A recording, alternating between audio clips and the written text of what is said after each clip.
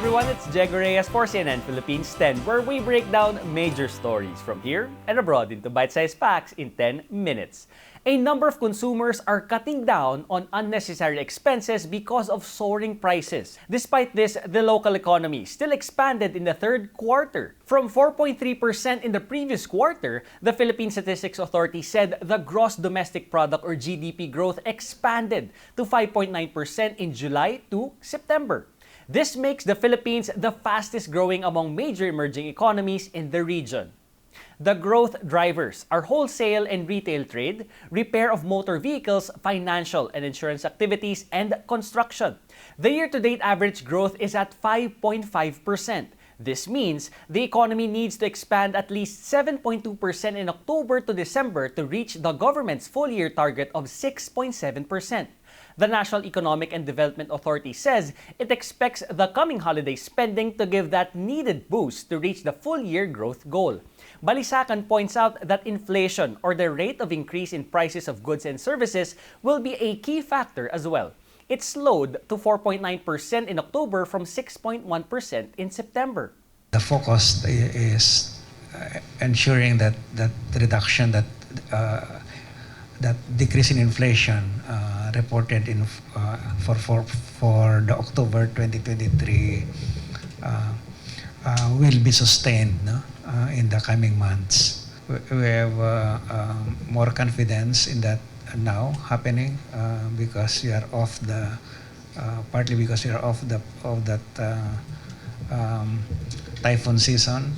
But in case the Philippines falls short of the full-year growth target, Balisacan says 5.8% or 5.7% is still okay, as most countries grapple with global developments and challenges.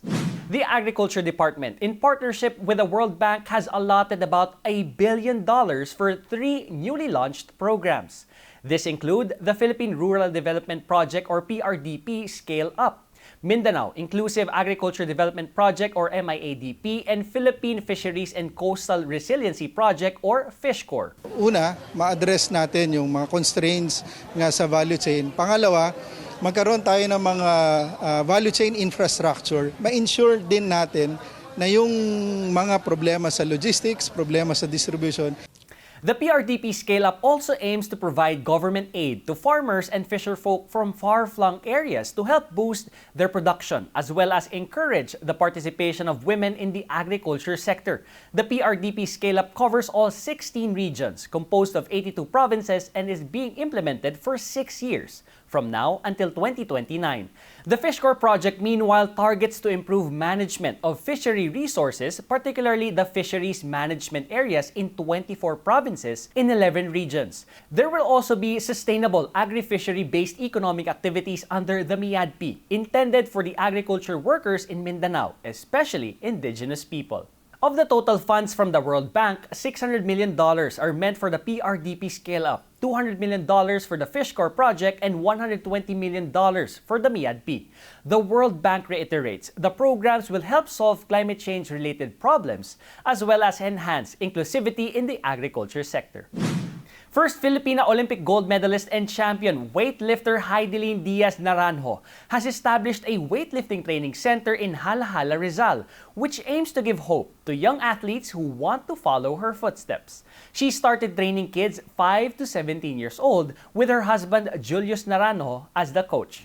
Heidelin says that with the many blessings she has received, she has to share it with the community.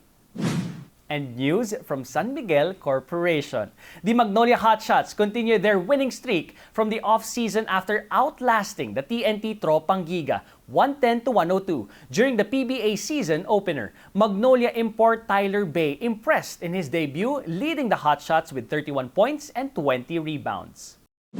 The lone Filipino contestant in Hybe Labels and Geffen Records talent competition, The Debut, Dream Academy, has reached the finals. She is Sofia Laporteza, who won the top spot of the show's third and last mission, earning her a spot for the live finale. Winners will be announced after and will debut as the newest global girl group. Sofia will be joined by 9 other contestants from other countries like the US and Brazil in the live finals. Hybe Labels and Geffen Records manage K-pop powerhouse BTS.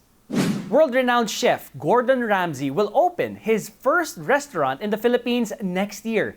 The Gordon Ramsay Bar and Grill will open at the Newport World Resorts or NWR on the second quarter of 2024 and is expected to provide a boost to the country's culinary industry.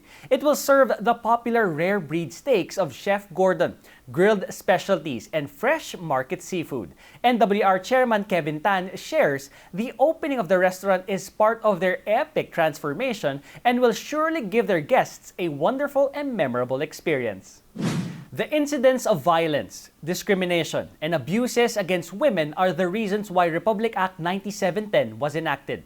14 years since its implementation, the law has helped in giving protection to women and their rights. Dito kasi sa Pilipinas, may patriarchal mindset tayo. Always talaga natin tinitingnan ang mga babae na lesser counterpart ng ating mga lalaki. That's why in 2009, we are very happy na we had this Magna Carta of Women. This is like the Bill of Rights ng ating mga women. Dito na-recognize na ang women's right is isang human right, na dapat may equality ang ating mga babae in terms of opportunity sa training schools, at work. Dito rin natin makikita sa Magna Carta yung obligation ng ating state to protect all women against discrimination. Ang challenge natin is to convince the other people to respect women, to promote their rights, and to give them the opportunity that should be theirs. So eto yon. Kami dito sa PCW, we have the obligation na turuan yung ating government agencies how to have a gender lens sa pagbuo nila sa kanilang mga programa at sa kanilang mga polisiya. They have to take into account ano yung mga iba-iba nating needs ng mga babae, and of course yung needs ng mga lalaki. So in that way, etong mga programa at mga polisiya will benefit both our men and women. Big news in the OPM scene as 90s classic band Rivermaya will soon be by your side again in a much-awaited reunion concert. The music event features some of the band's former and current members, Rico Blanco, Mark Escueta, Nathan Azarcon, and Bamboo. Fans are getting more nostalgic as Rico quickly shared a throwback snap of the band after the reunion was announced. The Rivermaya concert is happening on February 17th at the SMDC Festival Grounds in Parañaque City. Tickets will go on sale starting November 17th.